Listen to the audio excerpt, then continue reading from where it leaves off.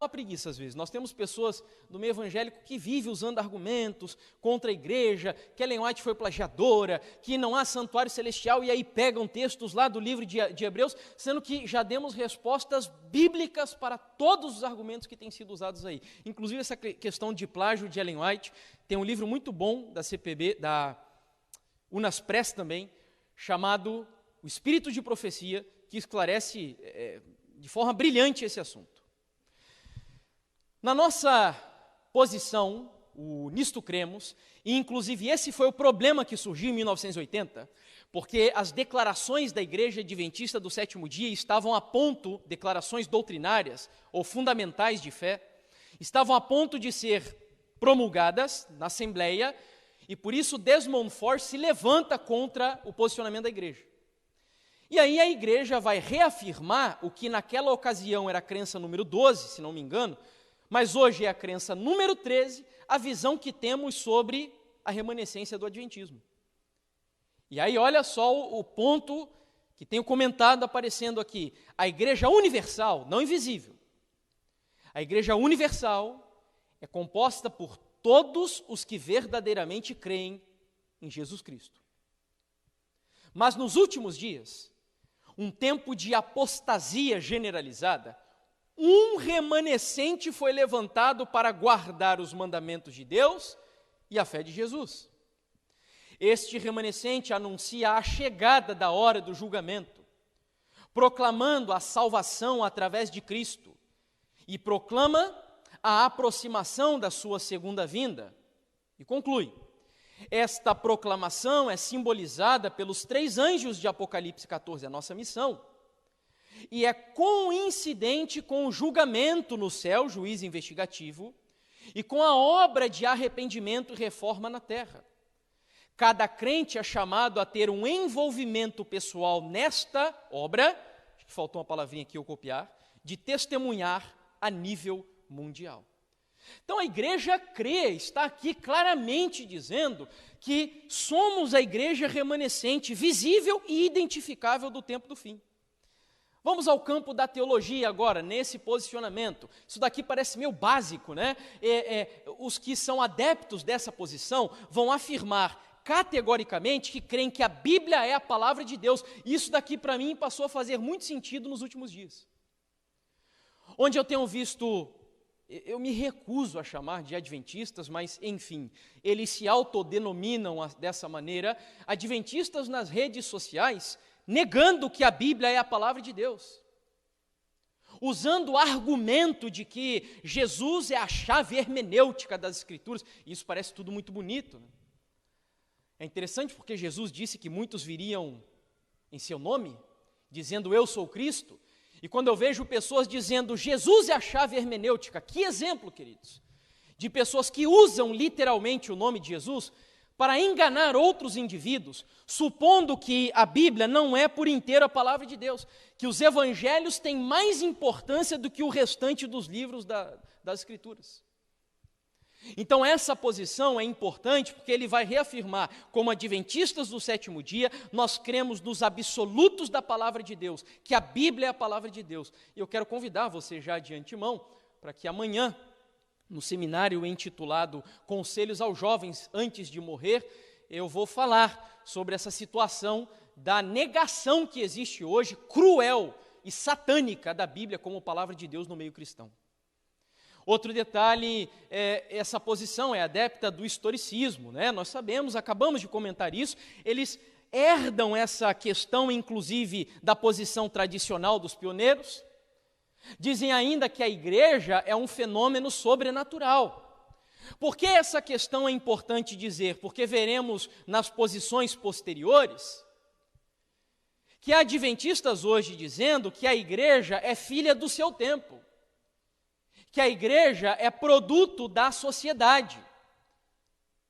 Essa história de que a igreja adventista nasceu de uma profecia bíblica, não, isso daí é invenção para enganar pessoas trouxas, que não são inteligentes o suficiente para ler o mundo sob as lentes das ciências religiosas. E aí chegam à conclusão de que igreja não tem nada de espiritual, é um fenômeno natural. Então, por isso, essa posição vai dizer, não, a igreja é um fenômeno sobrenatural. A igreja é de Deus, é levantada por Deus. Jesus é o cabeça da igreja. Além disso, também vão dizer que o grande conflito entre o bem e o mal, é espiritual, que é outro problema que veremos na posição posterior. Por isso que eu estou antecipando, porque a gente só entende essa posição daqui quando vemos os problemas que existem dentro da teologia, no meio adventista, de alguns teólogos que estão negando a posição oficial da igreja. E aí que vão dizer que o grande conflito não tem nada a ver de conflito espiritual. O grande conflito hoje é um problema social. O problema da sociedade é o machismo. O problema da sociedade é o racismo, é a homofobia. Conflito espiritual, não. Então, essa posição ela vai bater de frente com visões político-teológicas dentro da igreja, que usam da teologia para revestir o viés político que tem. Essa posição, então, claramente vai dizer, não, é espiritual a batalha. E, finalmente, é daí que surge o que chamamos hoje de teologia do remanescente, onde a igreja adventista é hoje, sem sombra de dúvidas, a igreja que possui o melhor desenvolvimento teológico nesse quesito, no assunto do remanescente. Vem a partir da posição de desenvolvimento. Então, olha quantas contribuições positivas nós temos nessa posição, unida à posição dos pioneiros. O pastor Hazel afirma o que já vimos no seminário anterior, que o tema do remanescente percorre a Bíblia do Gênesis ao Apocalipse como um fio vermelho. É isso que a teologia adventista sobre o remanescente vai propor. Eu sugiro a leitura aqui, para quem ainda não estudou, o livro publicado pela CPB chamado O Remanescente. É um livro excelente e que ajuda-nos a compreender um pouco melhor qual é a visão da igreja hoje e os problemas que lidamos dentro da teologia adventista com esse tópico. Para finalizarmos a posição de desenvolvimento, nós temos ainda os problemas de conflitos internos dentro da igreja, mas num outro âmbito agora, não é exatamente o teológico em si, mas é com grupos extremistas que vão dizer que há um remanescente dentro do remanescente. Que a igreja adventista é uma igreja mundana, uma igreja secularizada, e por isso Deus tem dentro da igreja um povo mais puro, mais santo, mais perfeito, e que vai sair da igreja para formar um outro remanescente. Inclusive, eu fiz parte de um movimento desse. Para quem não conhece minha história, antes de me converter à igreja adventista, fui batizado em 2015 na igreja. Durante 10 anos eu fui um antitrinitário, perseguidor da igreja adventista. Eu dizia que a igreja adventista era a Babilônia. Dizia que a igreja tinha sido rejeitada por Deus, que todo o ministério teológico da igreja está apostatado. Então eu vi muitos desses movimentos e grupos, até hoje tem alguns lá no YouTube que me criticam, alguns me chamam até de Jefferson Iscariotes, já tive que ver isso. E eles usam o nome lá no canal de adventistas remanescentes de Laodiceia, como se Deus tivesse um outro remanescente além do último remanescente que a profecia aponta. Mas a verdade é que, como vimos, a igreja adventista do sétimo dia é a última igreja. É o último remanescente escatológico, não tem outro. Isso está profetizado na Bíblia e também nos escritos de Ellen White. Mas aí surge a pergunta, como então seria a purificação da igreja no tempo do fim? Porque eu não posso concordar que todos os membros hoje da igreja adventista, pelo fato de terem o nome escrito no livro da igreja, eles automaticamente já são remanescentes do povo de Deus. Daí, inclusive, vem a distinção que Ellen White faz entre a igreja militante e a igreja triunfante. Concordar com o que eu acabei de dizer anteriormente seria o mesmo que afirmar que uma pessoa, pelo simples fato de congregar ou de frequentar, melhor dizendo, uma academia, sem se exercitar, isso já faria dela uma pessoa mais saudável. Não. Então a pergunta segue, como Deus fará com o povo hoje, se não há um remanescente dentro do remanescente? Se a igreja, institucionalmente falando, é a igreja remanescente. E aí o processo, embora em épocas anteriores o processo era remanescente dentro do remanescente, onde Deus chamava o povo entrava em apostasia, caía, aí Deus levantava de novo, e o ciclo era ininterrupto, em algum momento esse ciclo precisaria ser interrompido. e ele é interrompido com a última igreja remanescente, a igreja adventista, onde o processo que Deus usará agora é um processo que nós conhecemos bem, chamado de sacudidura. Então não há um remanescente que sairá de dentro da igreja, muito pelo contrário, quem sai de dentro da igreja, visível e identificado, são aqueles que negarão as doutrinas e crenças da igreja. E Ellen White afirma no Grande Conflito, ao aproximar-se a tempestade, uma classe numerosa que tem professado fé na mensagem do terceiro anjo, mas não tem sido santificada pela obediência à verdade, abandona sua posição, passando para as fileiras do adversário. Então aqui fica claro que há um abandono do posicionamento da mensagem do terceiro anjo na igreja. Inclusive, esse assunto aqui da mensagem do terceiro anjo vai ser o tema do primeiro seminário de amanhã. O que é a mensagem do terceiro anjo? E por que essa mensagem é tão importante para nós? Inclusive, tem problemas hoje na igreja com essa mensagem também. Pessoas que se fanatizam em alguns ramos da mensagem do terceiro anjo. E a gente vai explicar isso um pouquinho amanhã, o que abarca por completo a mensagem do terceiro anjo. Numa última citação, ela ainda vai dizer que a igreja pode parecer que está prestes a cair, mas não cairá. E eu louvo a Deus por isso. Preguei hoje pela manhã numa igreja aqui próximo e disse essas palavras e eu reafirmo essa promessa que Ellen White, que Deus faz através de Ellen White aqui, é apenas o reflexo, é o eco das palavras de Jesus quando ele diz que as portas do inferno não prevalecerão contra a igreja do Senhor. Embora o diabo faça de tudo para destruir a igreja prevalecerá pelo poder e pela graça de Cristo Jesus. E aí Ellen White conclui, ela permanece, a igreja permanece, enquanto os pecadores em Sião serão joeirados, sacudidos e lançados para onde? Para fora. A palha será separada do trigo. É uma prova terrível, mas apesar disso, ela tem de ser efetuada. Então, meus amigos, a gente vê claramente aqui que o processo que Deus usará para purificar a sua igreja no tempo do fim é o processo de sacudidura, que, aliás, já estamos vivendo. Não ainda o clímax da sacudidura, mas é impossível não vermos que as circunstâncias atuais aí da pandemia e toda essa situação nas redes sociais do que alguns estão fazendo com o adventismo, é impossível não ver que o diabo, como um cão que pega um pano e chacoalha ele com todo o ódio possível, está chacoalhando a igreja. Isso me faz recordar, inclusive, uma citação de Ellen White, onde ela fala sobre a apostasia alfa e ômega, e ela afirma que o ômega seria ainda mais terrível, e ela diz, e eu tremi pelo nosso povo. Então, quando a mensageira do Senhor diz que ela tremeu pelo povo, é porque a coisa ficaria muito difícil. Mas eu volto a repetir a promessa do Senhor, que onde abundou o pecado, superabundou a graça de Deus. Apesar das lutas e desafios que enfrentamos hoje, é possível, pela graça de Jesus, triunfarmos junto com esta igreja que triunfará no grande conflito entre o bem e o mal. É o desafio para o qual Deus está chamando você, jovem, para viver. Bom, terceira posição.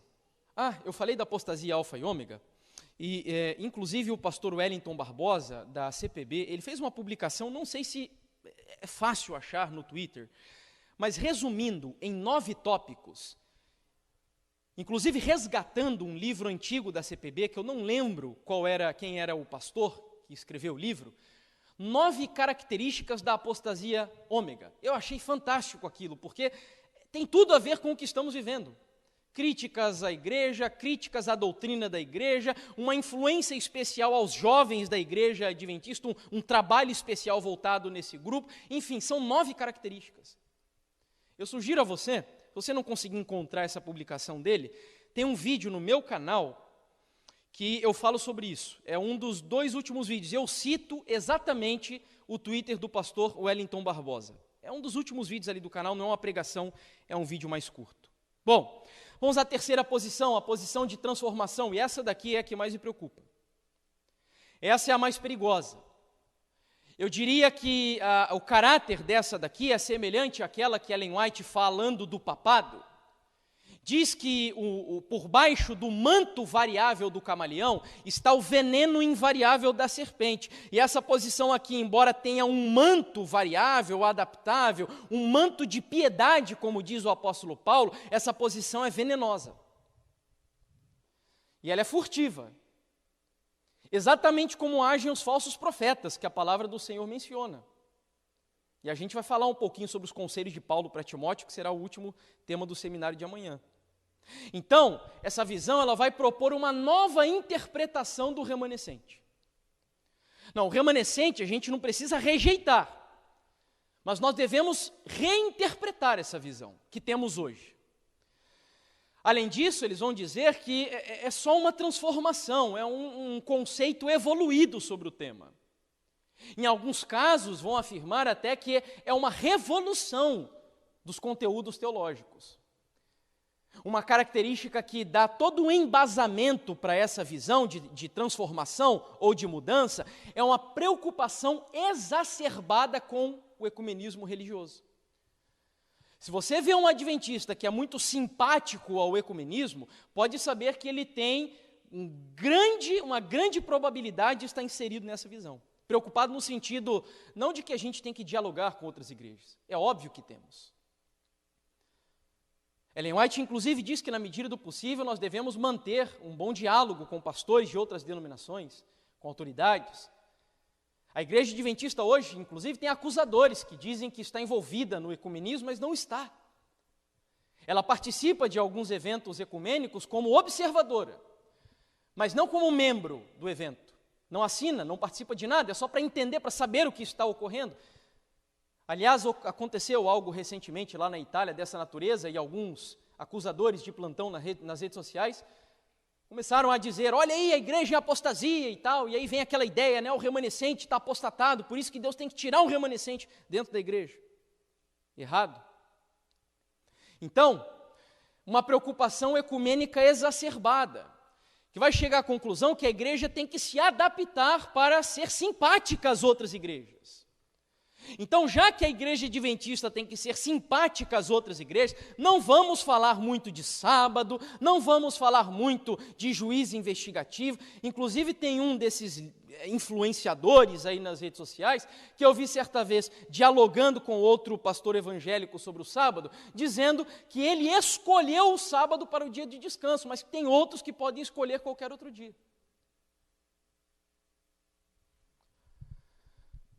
Alguns afirmam que a igreja é um remanescente proléptico, alguns teólogos vão para essa linha, dizendo assim, olha, a igreja adventista é o remanescente, é uma minoria profética, mas não é o remanescente.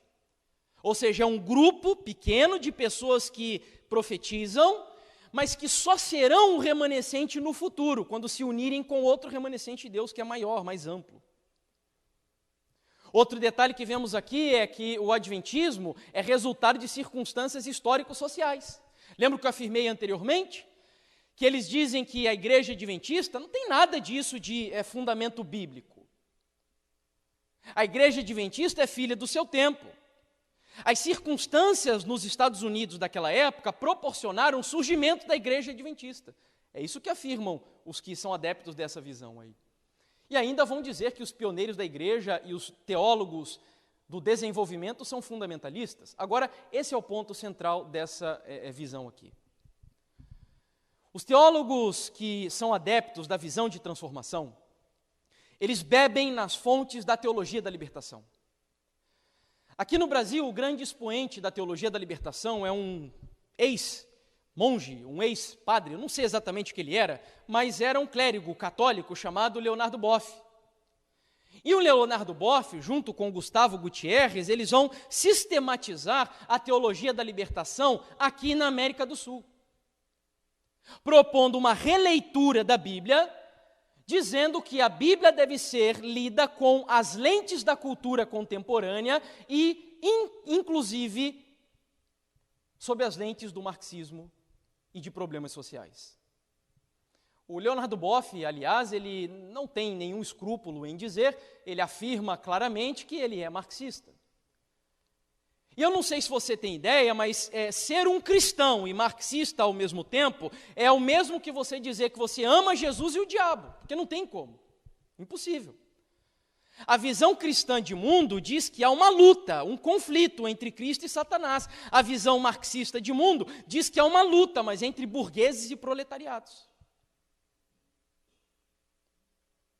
A visão cristã de mundo vai dizer que a solução para o problema da humanidade é Cristo, é a redenção em Cristo Jesus, é a libertação do pecado. Isso solucionará os problemas da vida.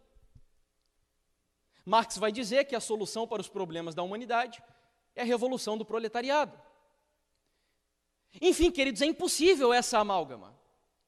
E aí nós temos alguns do nosso movimento, e alguns deles até eu me assombro, porque eu vejo tirando fotos com Leonardo Boff, eu vejo publicando fotos, e eu não acredito que isso tudo é casual, é porque a intenção, como são influenciadores, a intenção deles é despertar nos jovens que os seguem a seguinte questão: olha, quem que é esse que você está tirando foto aí? Eu quero estudar o que eles dizem. E aí eu pergunto, que maturidade um jovem tem hoje, teológica, para lidar com questões que, por exemplo, Leonardo Boff propõe na sua literatura?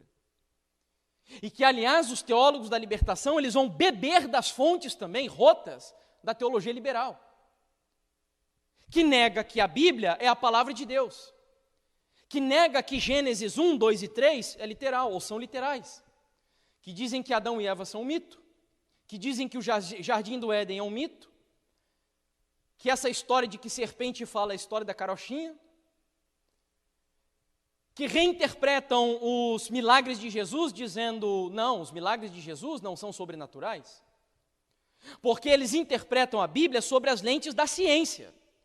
Então, se a ciência não explica o sobrenatural, a ciência é naturalista, então, se os milagres são sobrenaturais, eu rejeito os milagres de Jesus.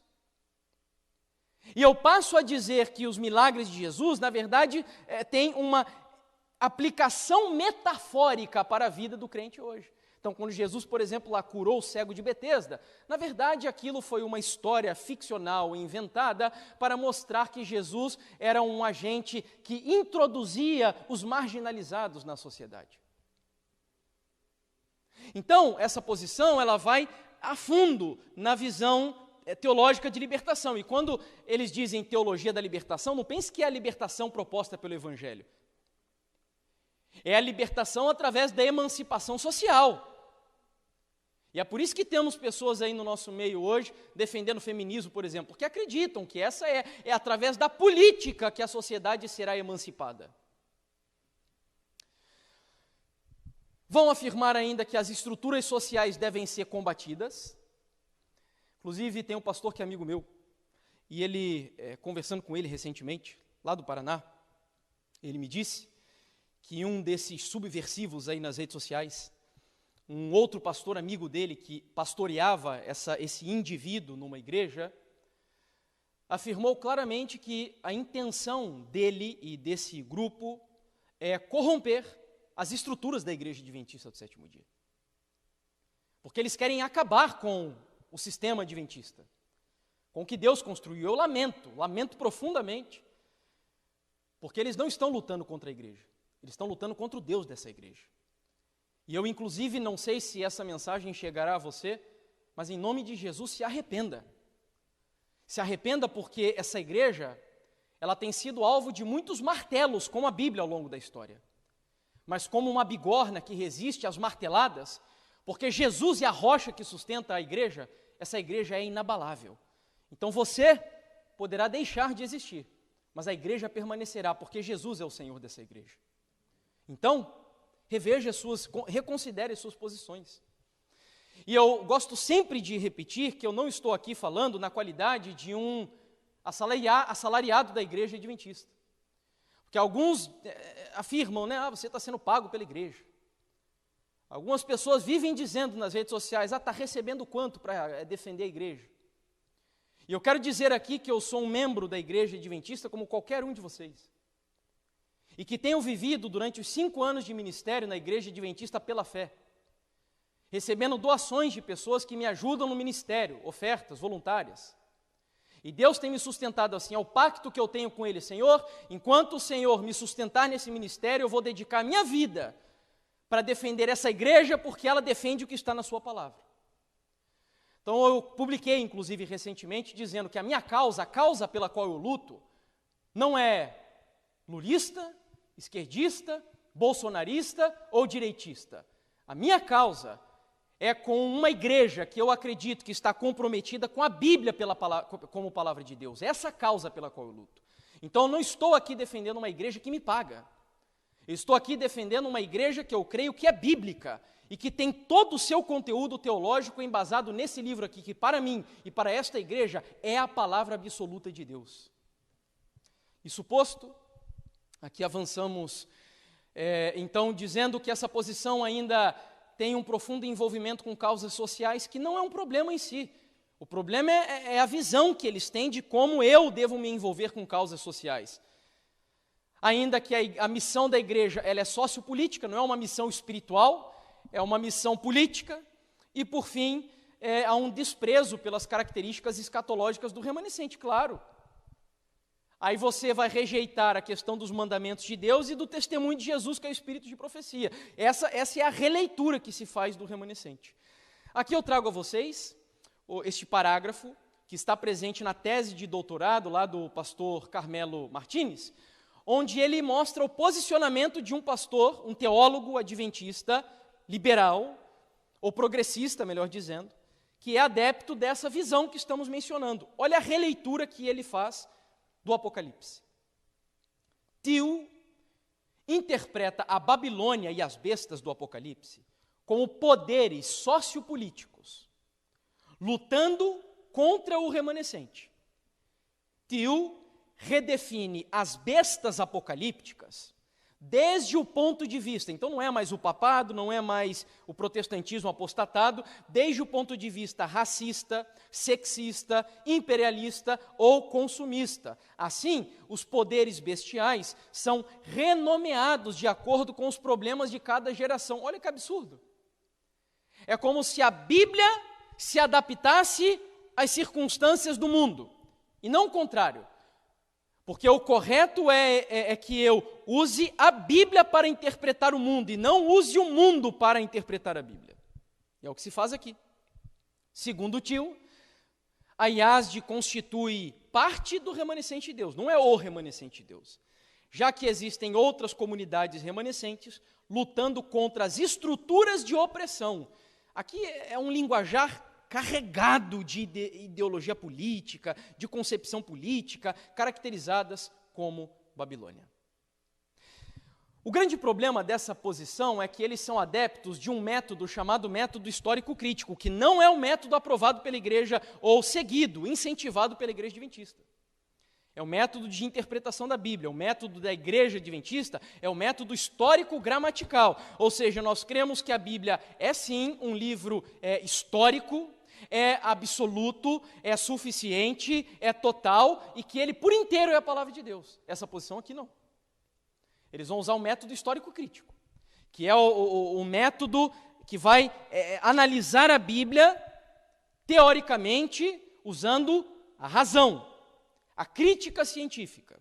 E aí vão negar, por exemplo, as profecias escatológicas de Apocalipse, como Apocalipse 12:17. Eles serão adeptos de uma visão preterista das profecias. Não, esse remanescente aí já se cumpriu, lá na época de João. E finalmente vão dizer que é preciso fazer uma mudança de foco missionário. A nossa missão não é pregar as 3 mensagens angélicas. A nossa missão, na realidade, é sermos um agente político na sociedade.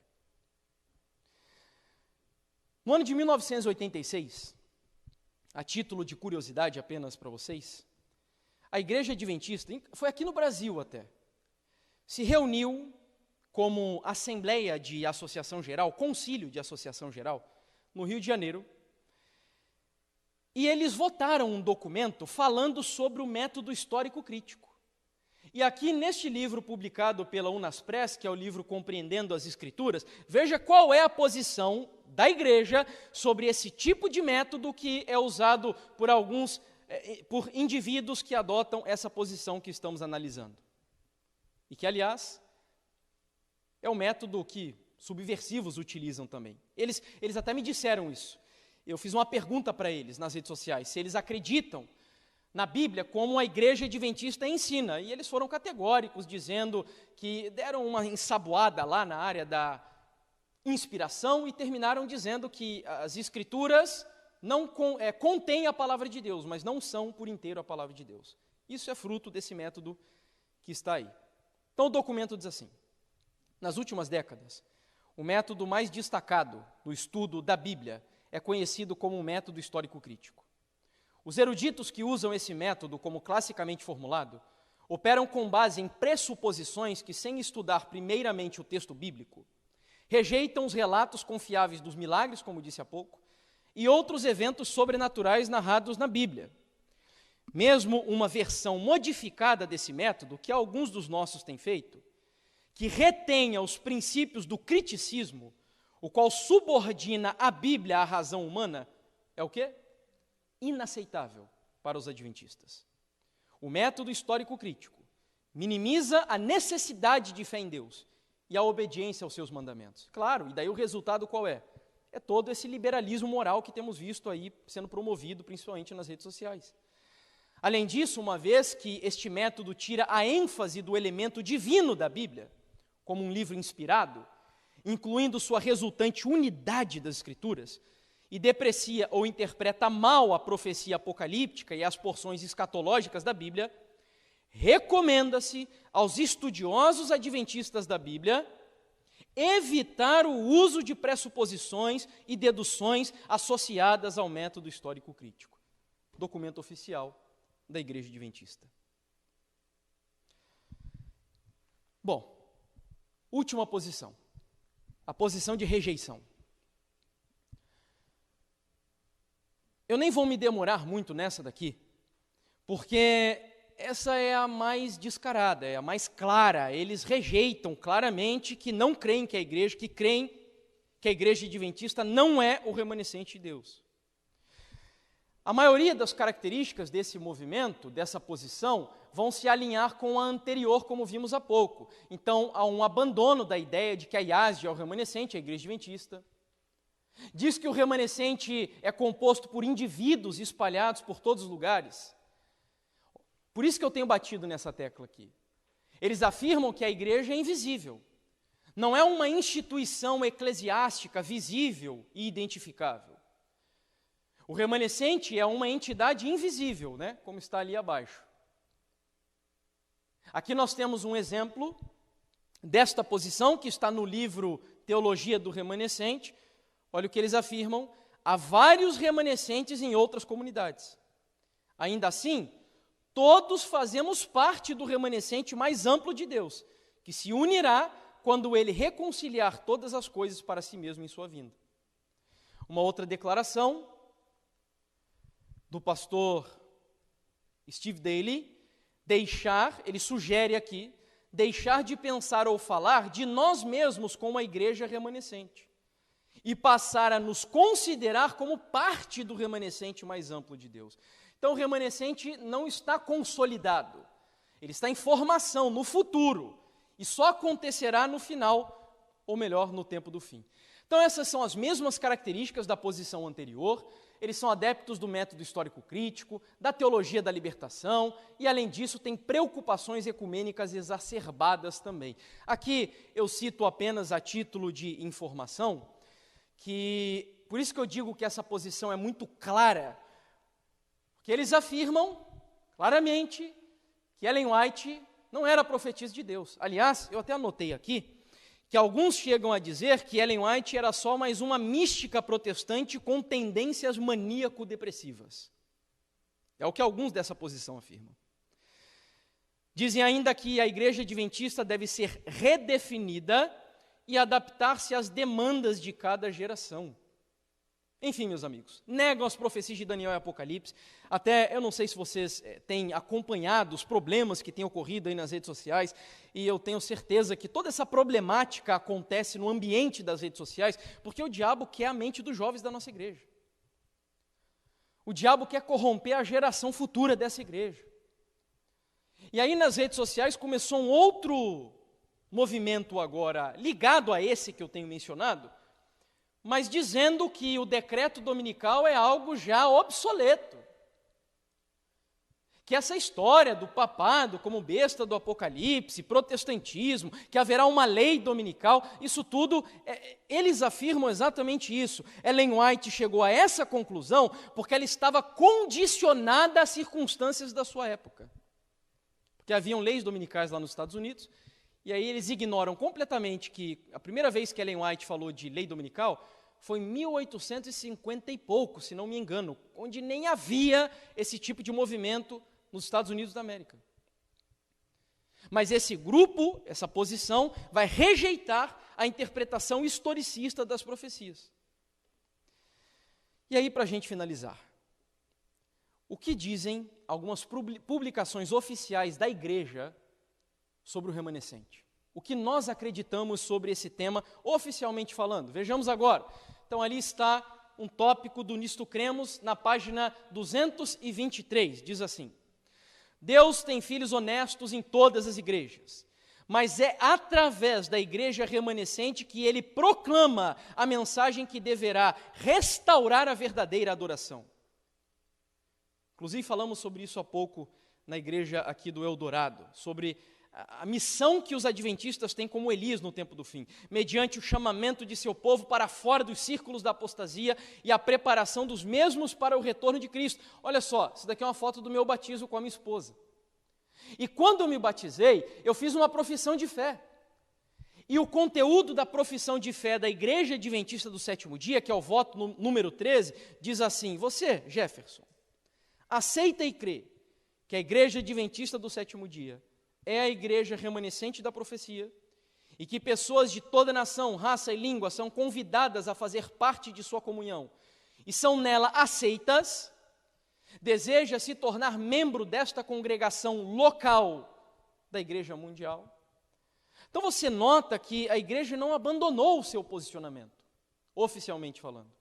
E eu acredito que pela graça de Deus não abandonará. Deus continuará preservando a teologia dessa igreja até o tempo do fim. E eu concluo, meus amigos, meus queridos irmãos, com apenas um comentário do comentário bíblico adventista e um texto final da Mensageira do Senhor. Então aqui o comentário bíblico adventista, volume 7, falando sobre Apocalipse 12, 17.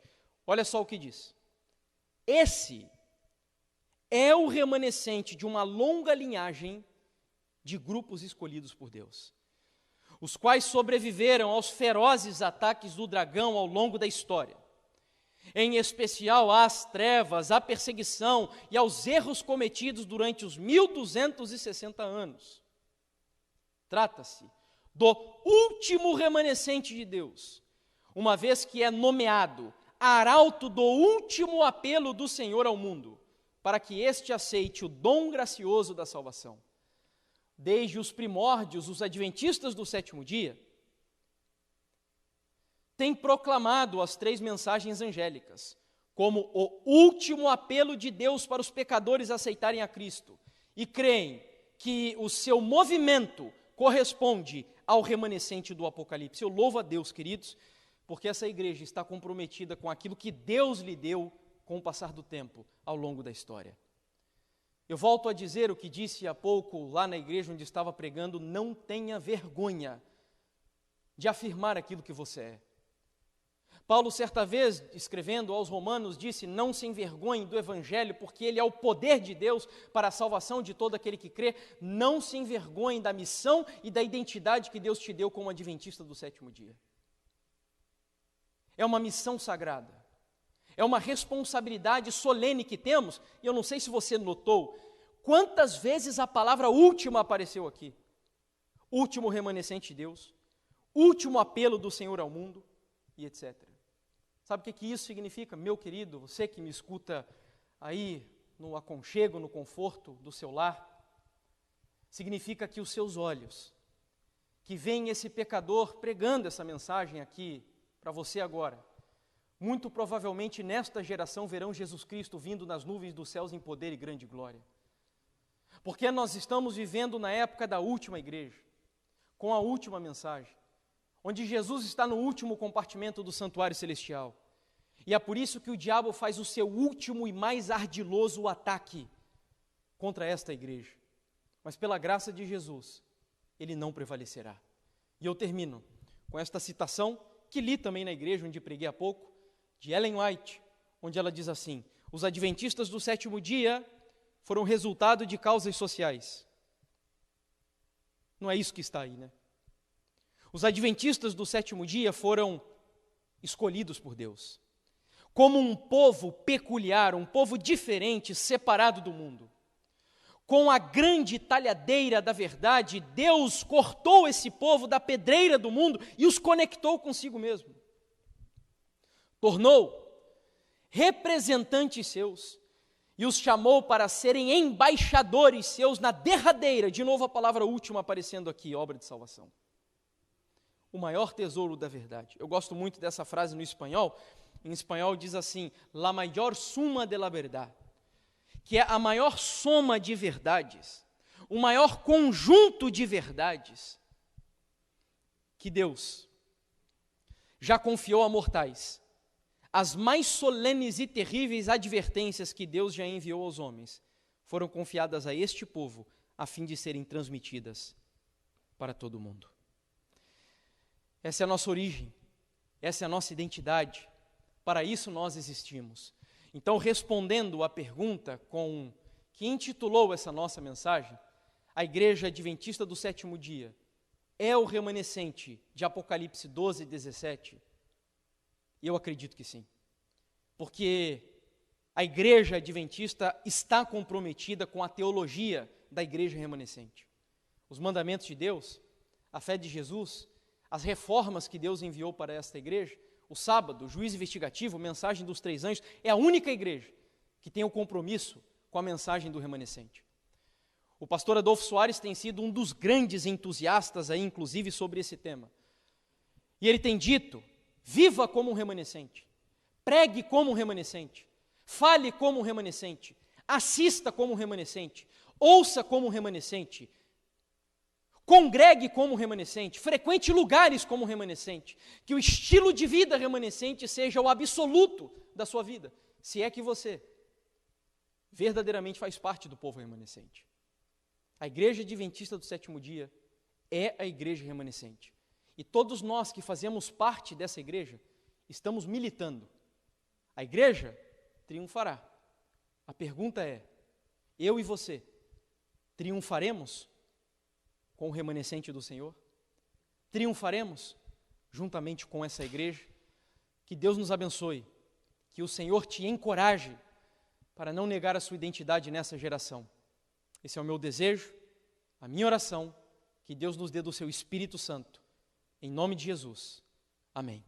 Eu quero convidar você a orar, os que estão aqui, se puderem ficar de pé, nós vamos falar com o nosso Deus para finalizarmos esse encontro. Bondoso e querido Pai,